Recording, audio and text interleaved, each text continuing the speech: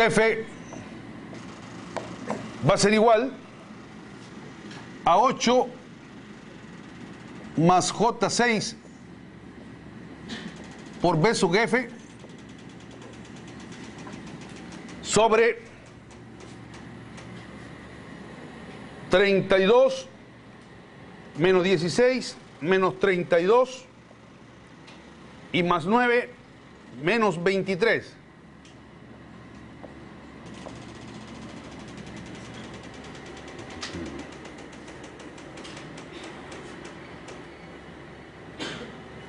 Y acá tenemos J64 más J64.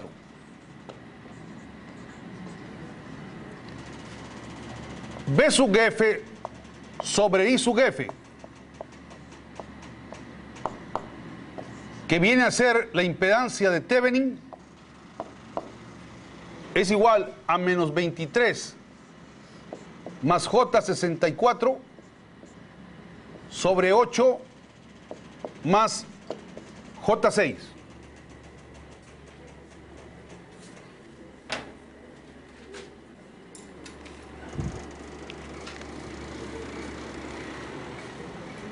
La impedancia de Thevenin será igual entonces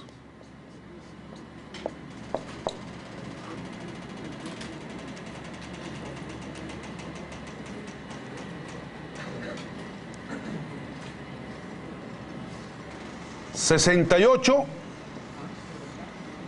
a un ángulo de 109,77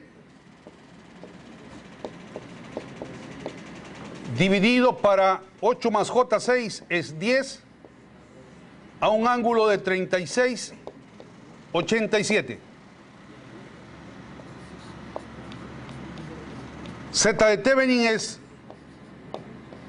6,8 a un ángulo de 72,9.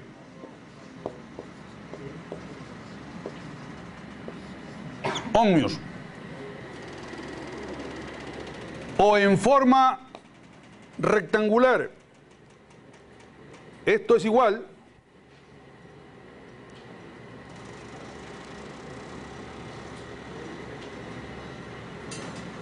a 2 más J 6,5. Ese es el valor de la impedancia de Thevenin.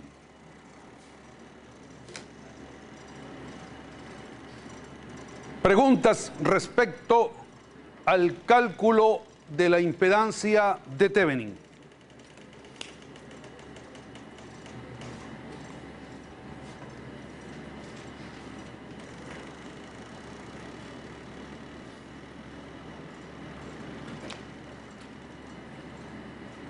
Recuerden que cuando tenemos acoplamiento magnético, debemos utilizar un artificio igual al que empleamos para calcular la impedancia de Thevenin cuando existen presencias de fuentes controladas.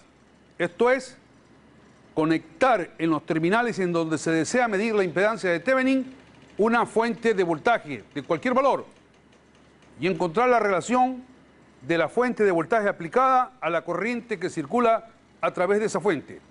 Eso nos da el valor de la impedancia de Thevenin. Sí, ¿cuál era la pregunta?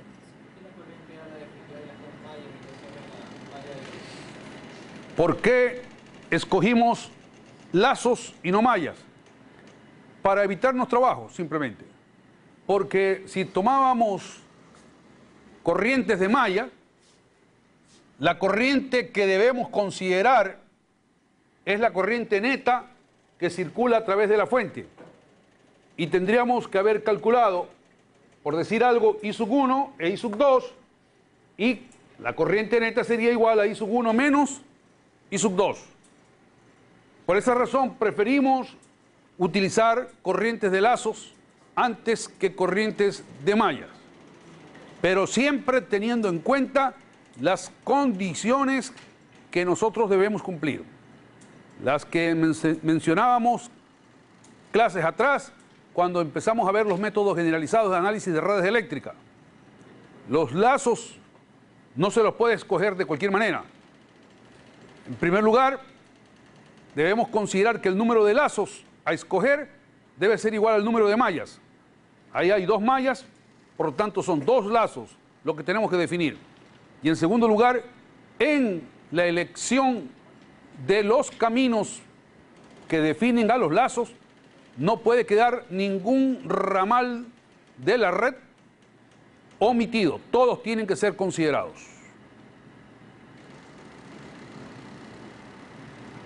Pero la razón es para aliviar un poco los cálculos. Esa es la razón. Eso no quiere decir que no lo pueda hacer por malla, lo puede hacer por malla, pero va a tener un poquito más de cálculos que hacer. ¿Alguna otra pregunta?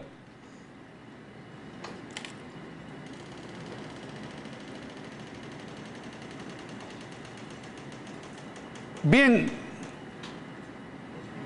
nos piden qué valor debe tener la impedancia de carga ZL para máxima transferencia de potencia. En la clase pasada veíamos que se pueden presentar varias situaciones respecto de la impedancia de carga. Cuando nosotros tenemos un problema como este y nos piden que establezcamos el valor de la impedancia de carga y no nos dicen nada respecto de la impedancia de carga, debemos asumir que tanto la parte real como la parte imaginaria pueden ser variadas. Y nosotros vimos en la clase pasada que cuando esa es la situación, cuando la impedancia de carga está formada por resistencia y reactancia, y tanto la resistencia como la reactancia la podemos variar, entonces la máxima transferencia de potencia se logrará cuando ZL sea igual al conjugado de la impedancia de Thevenin o impedancia equivalente de la red. Ya hemos calculado el valor de Z de Thevenin. Podemos entonces calcular el valor de ZL, conociendo que Z de Thevenin es 2 más J6,5, ZL será 2 menos J6,5 ohmios. Ese es el valor que debe tener la impedancia de carga para que se produzca la máxima transferencia de potencia de la red de alimentación hacia la carga.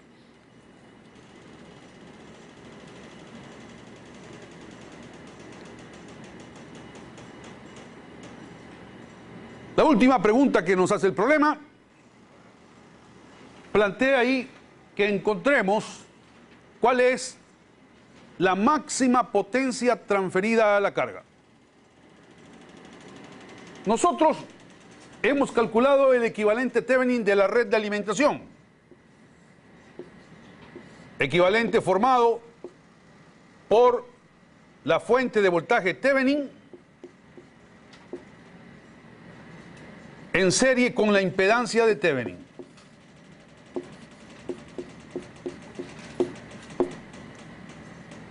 La fuente de voltaje Thevenin, el valor de la fuente de voltaje Thevenin, ya lo conocemos, ya lo hemos calculado.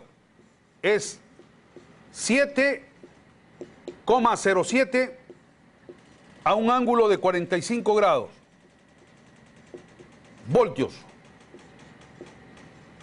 Y el valor de la impedancia de Thevenin lo acabamos de calcular.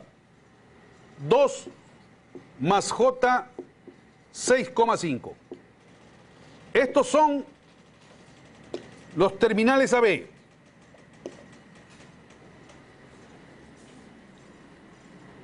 Ahí en esos terminales está conectada la red de carga, que en este caso es la impedancia ZL. Impedancia ZL que para máxima transferencia de potencia hemos visto que es 2 menos J 6,5 ohmios.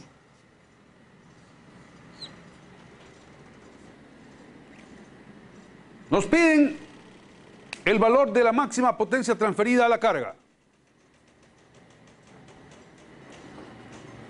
¿De qué potencia nos hablan o a qué potencia se refieren? La potencia activa, P. Y esa potencia puede ser calculada, entre otras fórmulas, como I al cuadrado por RL, en donde I es el valor eficaz de la corriente que se establece ahí en el circuito. Es el valor eficaz de esta corriente de aquí.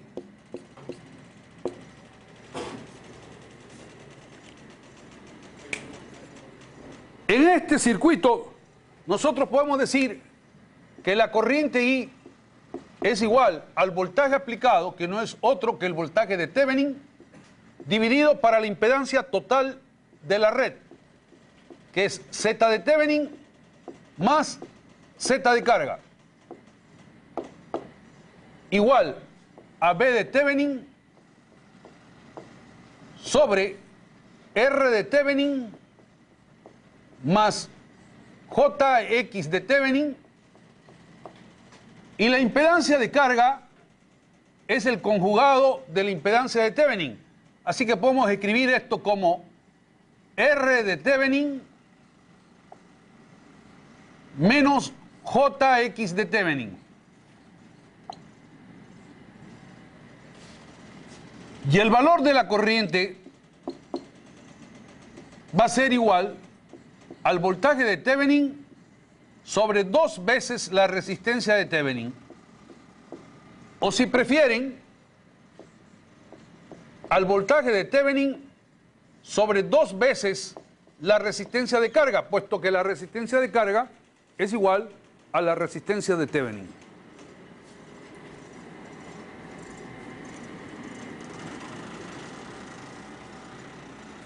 Para el cálculo de la potencia activa, necesitamos el valor eficaz de esta corriente.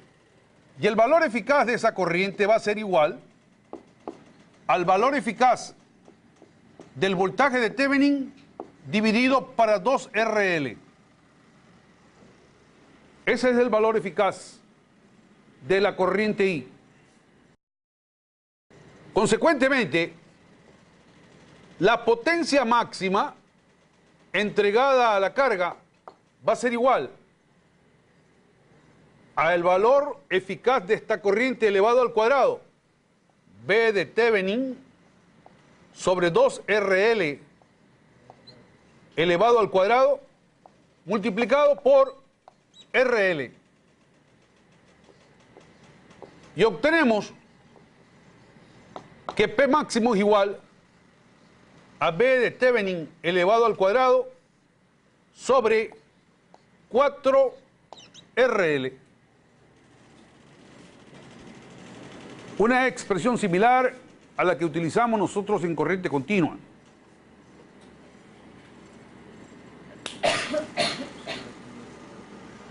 Esta expresión la pueden utilizar en el caso de que la impedancia de carga tenga parte resistiva y parte reactiva, y tanto la parte resistiva como la parte reactiva puedan ser variadas, que es el caso del problema que estamos analizando. Aquí, para este problema, P máximo va a ser igual al valor eficaz del voltaje de Thevenin elevado al cuadrado, 7,07 elevado al cuadrado, sobre 4 veces la resistencia de carga, que es 2.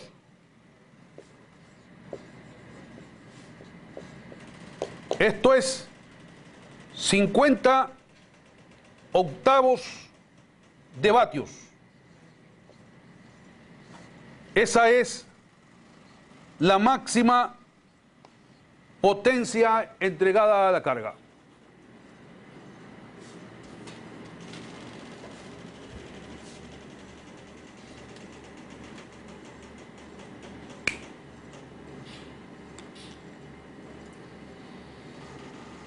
Para análisis de ustedes, queda la siguiente tarea.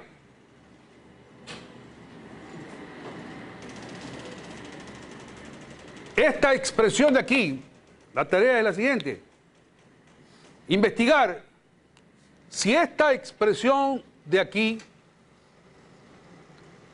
para la máxima potencia transferida a la carga puede ser utilizada en los otros dos casos. Vale decir,